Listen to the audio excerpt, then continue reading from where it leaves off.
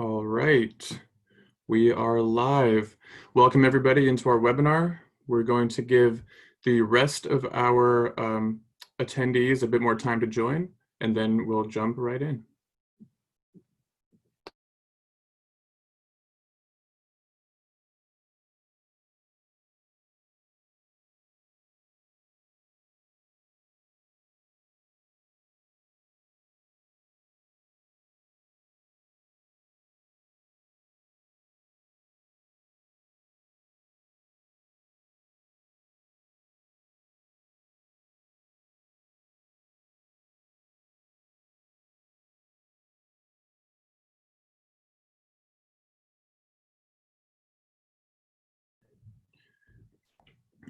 All right, I see that we have our attendees joining, so we're going to go ahead and get rolling.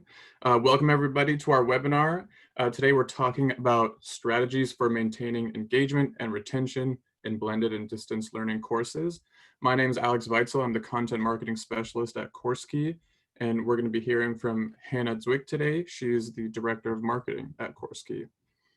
So before we get started, I have just a few housekeeping notes for you all.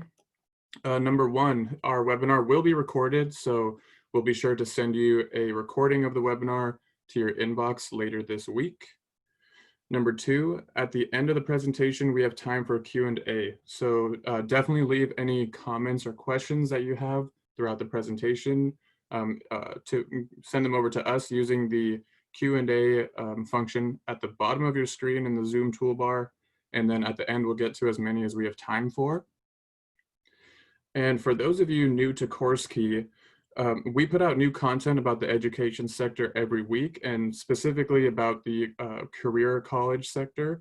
So if you haven't already signed up, go to our website and sign up for our newsletter there so you don't miss any more content moving forward. All right, so we're going to turn it over to Hannah. Hopefully you guys will get some tips and strategies that you can implement at your school at the end of this webinar. And with that, I will turn it over to her. Morning, Hannah. Morning, Alex. Thank you for the introduction, and thank you everybody for joining us. It looks like we have a pretty nice sized crowd today. Like Alex said, I'll be speaking on strategies for maintaining engagement and retention in blended and distance learning courses. To give you all a brief intro to me, I, like Alex said, am the director of marketing at CourseKey. I'm based out of Chicago, Illinois, and I've spent about 10.5 years working in education between higher education fundraising, career development services, and for the longest stint, education technology, including my time now at CourseKey. But getting into it, better engagement equals better retention. This should come as a surprise to nobody. Students who are engaged in their classes, in their programs, and with their schools are more likely to persist through to graduation and receive their credentials than their classmates who don't engage. And it's easy to engage your students when your programs are on ground. For a few reasons, students are making frequent contact with their instructors and with their classmates thanks to attendance requirements and hours requirements. And your students have increased chances of building camaraderie with their classmates thanks to cohort modeling. Plus, if a student does start to show signs of being at risk, like maybe they're missing their hours, and that might be out of the normal behavior for them, that's something that is easy to observe when they're supposed to be coming to campus every day. And that makes it easier for your registrars or your career services staff members to intervene when appropriate. But we need to really understand the link between attendance and engagement. And there are a few things that go on here. One of those is something called attribution theory. So attribution theory says that students are more likely to persist in their education when they feel like they're in control. And students are more likely to feel like they're in control when the factors that they attribute to their success feel internal and controllable. There's been additional research into the real effects of attribution theory that have found that post-secondary students, including career college students who expressed a sense of control over their academic performance, are more likely to bounce back from setbacks that contribute to their decisions to withdraw from an institution than students who feel like they don't have the knowledge or control to be able to recover. And then also very important here is a man named Vincent Tinto. He is probably the most famous sociologist in the area of student behavior to ever live. So about 20 years ago, I want to say it was actually 1997, he identified that frequent and quality interaction with faculty, staff, and peers was proven to be independent predictors of student persistence, and that students learn and make friends in tandem. So by bridging the gap in creating opportunities for social greater integration for students, institutions can create better academic outcomes for those students. So that's all great, but this all assumes that students are going to be on ground in the same physical environment as their school, as their peers, and as their instructors. So what changes when you move your on-ground programs online? A few things. So now that we're 6 months into the pandemic, and I'm sure everyone on this call has had to move to emergency distance learning for longer than any of us could have predicted, you've all probably felt at least one, if not all, of these pains. So students have been losing face time with their instructors and their classmates. Class discussions become more difficult. It's hard for instructors to ask for students to answer questions in class when everybody's on a Zoom call together. There's no longer a chance for socializing before and after class for students to build those social bonds with their peers. And overall, students are more likely to feel like they're going it alone instead of feeling like they're actually part of their cohort as they move through their mods. Students are also losing the sense of control that they have over their education. The education that they're receiving online, while it's still from the school that they signed up for, isn't the on-ground, hands-on, get your hands dirty, practical education that they signed up for when they decided to go the route of career education. Add this loss of control and this loss of meaningful interactions with their instructors and classmates to whatever personal shifts that they might be experiencing in regards to health and income throughout all of the unknowns that we've been going through the past several months. And it's really easy to understand how without strong engagement strategies in place, retention's about to become a much bigger beast for the rest of this year and possibly even next year. In fact, your school might start to see a shift in which students are presenting as at risk. You might start seeing improved attendance in online courses from your students who didn't want to drive to campus or take the bus, whereas your top performers might be the ones who are doing ROI calculations to figure out whether it makes more sense for them to take a leave of absence until they can go back to a fully on-ground program someday. And when programs are on ground, most of the strategy behind intervening with those at-risk students focuses on who is coming to campus and completing their hours. But now that classes are online, the barriers to coming to class have been falling down.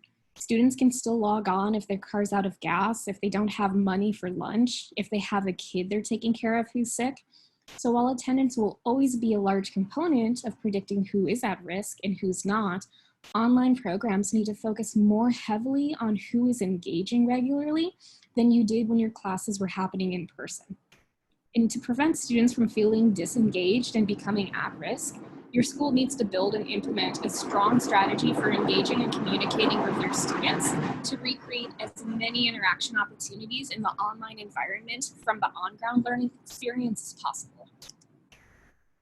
So what can schools do? There are a couple really good practices out there that I'd like to highlight. One is build an engagement strategy at the school or program level.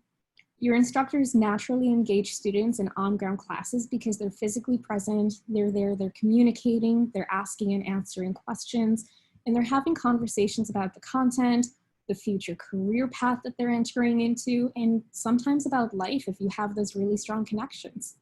These things are mostly lost when you move online, and replicating them online won't be the same for every instructor. It's not enough to just rely on your instructors to know best. Especially when it comes to how and when to communicate with students, unless you want student engagement to be dictated by which instructors opt to put in the most effort in communicating outside of content delivery. Next up is making sure that you're using the right course format.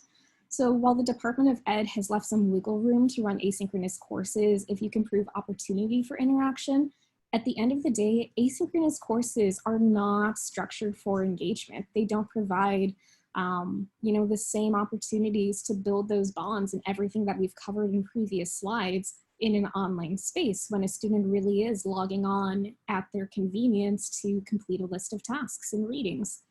In asynchronous courses, instructors and students are delivering and consuming that content on their own time. They're having the least amount of interaction possible. As a personal example on this, I was actually in grad school a few years back through a fully asynchronous online program, and I actually dropped out after just 1 year because I felt that I was paying too much money to simply log on to Blackboard, download a reading list, and submit a paper at the end of every course. It wasn't worth it to me to pay for that degree, and odds are that your students, if you're running asynchronous programs, are asking themselves the same question of, is what I'm paying what I'm getting for just logging on to Canvas, downloading a reading list, and taking a quiz every couple of weeks? So synchronous courses, on the other hand, will require your instructors and students to be online at the same time. And that's going to right off the bat increase opportunity for engagement during class time instead of relying on communication outside of class through text or email. And for many of you, I believe a lot of you on this call have actually read our ebook on blended learning. But blended learning is another way to kind of try to find balance between the two. If you do want to maximize what's going on in synchronous sessions, you can still assign asynchronous assignments for students to complete, like readings, and then use that class time for a really good Q&A between your instructors and your students. Next up is making sure that you're using a data-driven platform for engagement and communication. There are some online teaching platforms like CourseKey, we're one for example, that can provide institutions with data on engagement to see not just who is missing attendance hours in online and distance courses, but also helping understand things like which students are actively communicating with their instructors, or who is missing pop quizzes or tests, all without having to wait for your instructors to manually track and report on those data items. When your registrars and your career services staff can actually monitor in live time which students are disengaged and not taking advantage of opportunities to engage, they can start putting intervention strategies into motion to start reaching out to those students at the school level. Similarly, it will give your school staff the chance to identify trends in engagement, like if an individual professor has a high ratio of unengaged students, to start investigating whether they're following the school standard when it comes to engaging with students online. And that's another tie back to why it's so important to build these engagement strategies at the school level, because it's hard to make sure that people are following policy if the policy is left up to your individual instructors. And then finally, it's not safe to assume that email alone is enough. Meaningful and consistent communication is hard to cultivate when all you're doing is email and this is for a few reasons. One, because messages can easily slip through the cracks. Email inboxes receive an influx of messages from a variety of sources, like students from multiple courses, administration, colleagues, if anybody's using their professional email to sign up for superfluous email lists. There's just so much that gets cluttered up. And for instructors who are using personal email addresses as the point of contact for their students, they're getting hit with so many more external and promotional emails on top of all of their job and school related ones.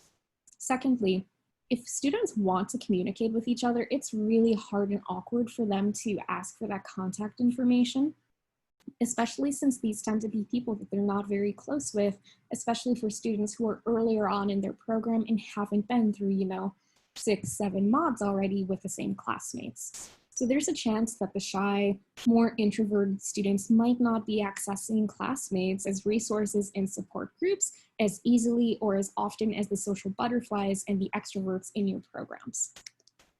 And I'd like to go into an example of how the CourseKey platform has been used in a real setting to execute a communication strategy with students.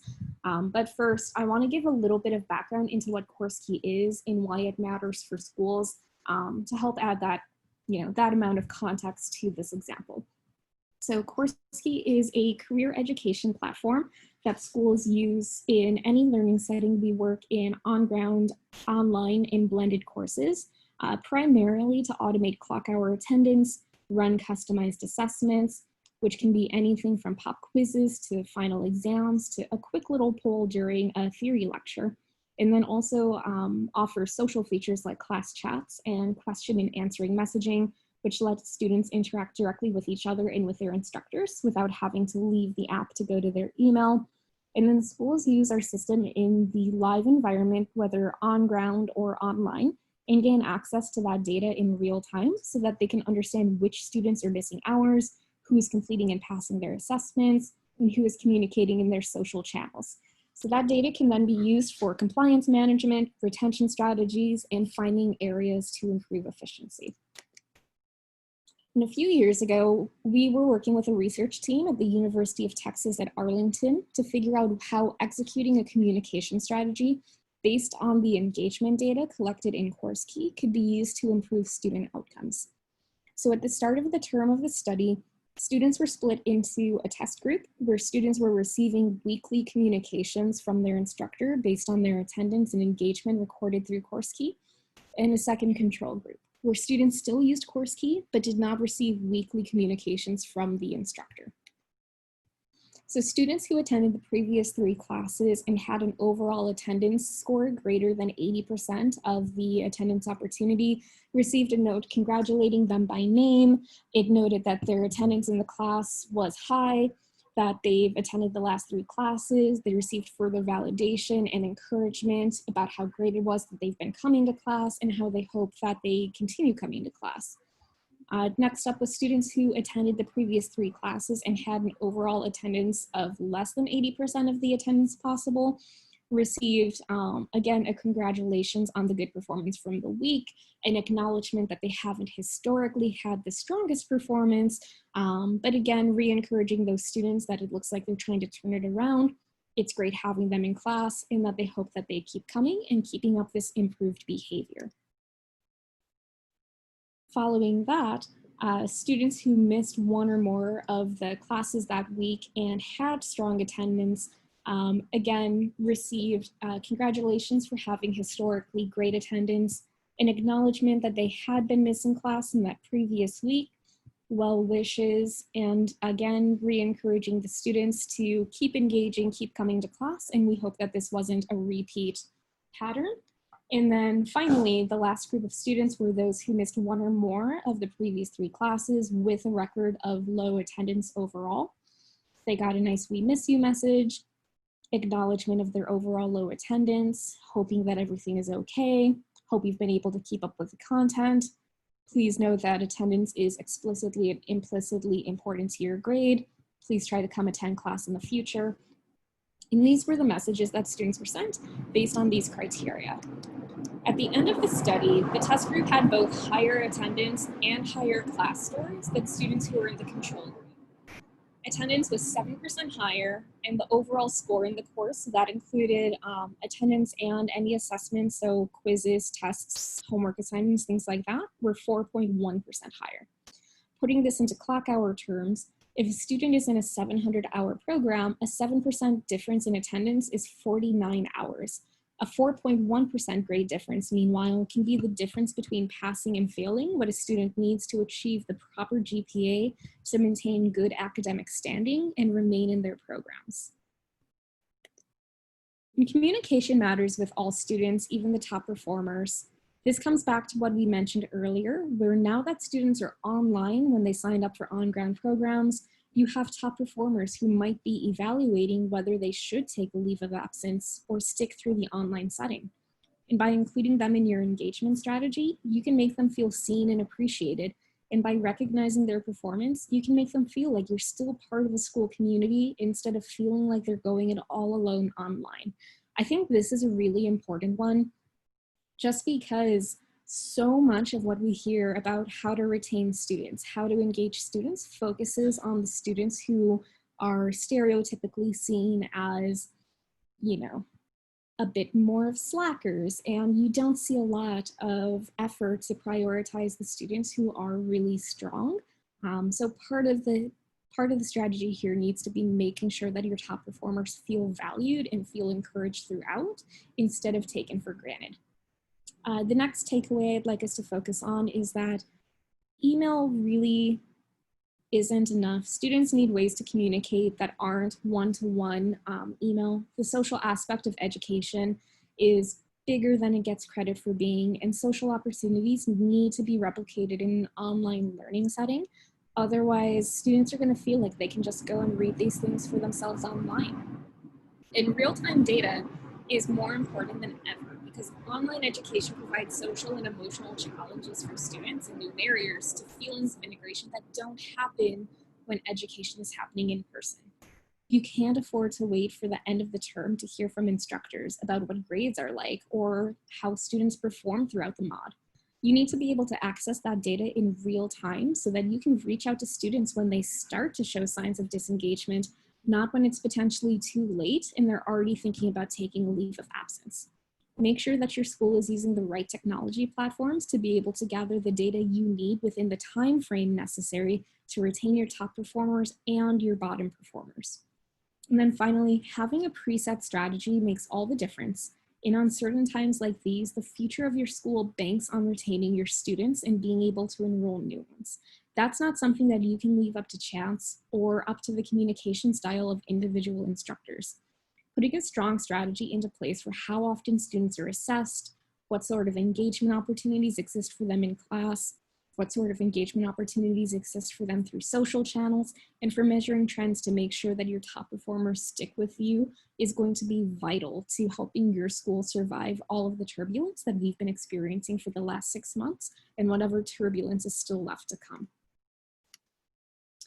And that was the wrap up of the presentation. Alex, do we have any questions?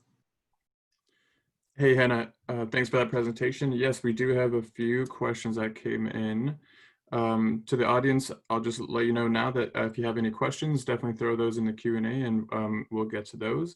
While they're doing that, Hannah, the first one that I have here is, how can I document student engagement so that I can notice any fall off? Sure.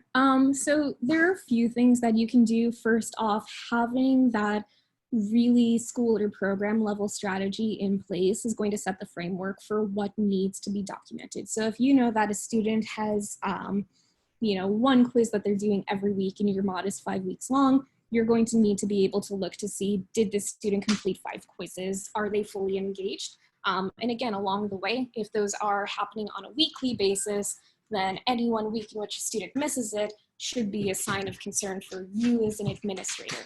On the attendance side of engagement, platforms like CourseKey are tracking that data down to the second for you, where you do have access to lifetime dashboards, letting you see on a down to the minute basis who should be actively attending a course and who's not actively attending that course, so that even while the class is still happening, if you have registrars in place who are reaching out to students as they're discovering absences, can still get that student back into class before the class ends that day.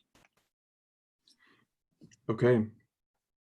The next question that we have says, how can I clearly tell when my students are unengaged? Sure, that is a really good question. Again, this is going to be a good use of combination of technology. Tools like Zoom, depending on what subscription level your institution has, do offer reports like engagement reports that leverage technology like eye tracking. So you'll be able to see if students are turning away for an extended period of time. That signifies that they might not be actively paying attention online.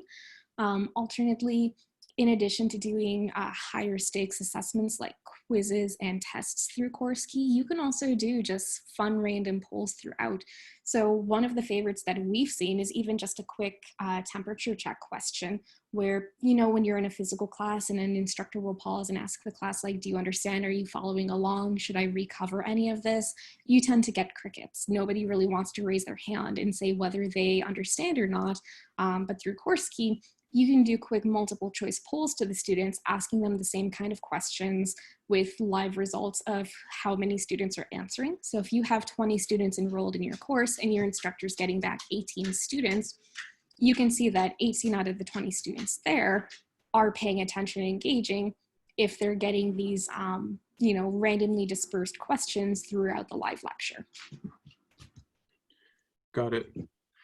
All right, we have another one here. It says, Email is not enough of a communication strategy to keep students engaged. Do we have evidence of the usefulness of discussion boards as well? Any other recommendations for online strategies besides live video conference? Sure, that's a really great question. I feel like I've read studies on the efficacy of discussion boards, and I'd love to look that up for you. So we have a post webinar survey. If you would leave a note in there that you asked this question, I can dig that up and get it back to you. My personal theory on discussion boards is that they aren't as relevant to the current generation of students as they were to the older millennials who were on discussion boards as children growing up.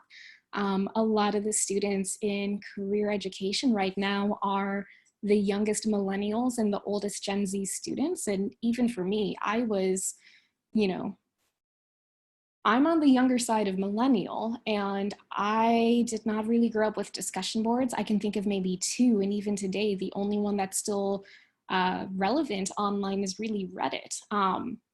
So it's just not a communication method that feels familiar to students. It feels very formal and just a little bit outdated. So if we're talking about how to like form sincere engagement with students, things that are more live time, like either the chat through CourseKey or a tool like Slack, where it's a bit more natural, the way that students today are used to engaging through technology, those might be more effective for really engaging with the students. And then the second part of that question was how to engage students without it being a video conference on Zoom, right, Alex? Yes, it was. Okay, great. So there are tons of great websites online that do really cool things. Like one's called Padlet, where you can pose a question and the students log into it, and then they're able to collaborate on like an interactive whiteboard together. So even things like this, where maybe you have like a Zoom active at the same time so that the instructor is accessible for questions as necessary, but you can use these other tools as ways to give students interaction opportunities with each other that aren't just sitting there on a video together. And that puts a little bit more of that classroom feeling in for students when, you know, in a real world setting, they might be sitting there like taking notes together in a notebook, discussing a prompt that the instructor gave, versus that doesn't really feel the same when you're putting them into breakout rooms on Zoom. So things like Padlet, where students are able to collaborate across, you know, one system without it having to be a video conference, are really, really fun tools that students get excited about too, because it is something different than watching an instructor give a PowerPoint on a video. Yeah, definitely. All right, another question that I have here is it possible to create more engagement opportunities in asynchronous learning? I'm not the strongest pro at all of the intricacies of how to create asynchronous opportunities. My initial thoughts are that the discussion boards would likely be your best bet for creating engagement opportunities, just because that's really the only way that you would have students engaging with one another, aside from assigning like, you know, group projects where they're in a situation where suddenly they have 3 classmates that they're working with on an assignment. So I think that group projects and discussion boards are probably the best bets for engagement opportunities in the asynchronous model. Gotcha. All right, last call from the audience for any other questions that you may have. We'll give them a few more seconds. Hannah, I would also second that having engagement through discussion boards versus something that's more live and in real time, it makes a huge difference. I think being able to know that your peer or even your instructor is on the other end of your message and is actually engaging with you in real time, I think makes such a big difference in how you feel about your communication. So I definitely understand the discrepancy between a discussion board and a real-time platform. Okay, so I think that does it for Q&A. With that, we'll wrap up here. Thanks, Hannah, for the great presentation. To our audience members, I do have one final announcement for you. CourseKey is currently doing what we're calling Demo Week. So basically, if you schedule a demo this week and you attend the demo by the end of October, we're giving away $50. So we'll give you $50 to attend the demo by the end of October if you schedule it this week. So if you're interested in that, go ahead and email Hannah. Her email is on the screen right there, hannah@CourseKey.com. Other than that, we have a post-webinar survey. Feel free to fill that out. And just want to say again, thank you to everyone for joining us today. We hope you had a few takeaways that you can implement at your own school. And Hannah, thanks again for putting on this presentation. Awesome. Thank you, Alex, and thank you everyone for joining. Like he said, please take that survey. It helps us figure out what you guys like and what you don't like so that we can provide better content in the future. All right, we got one last comment from Rebecca here. She just says, thank you, great information. Thank you as well, Rebecca. We appreciate you joining us. All right, have a good day, everybody. We'll hopefully talk to you soon.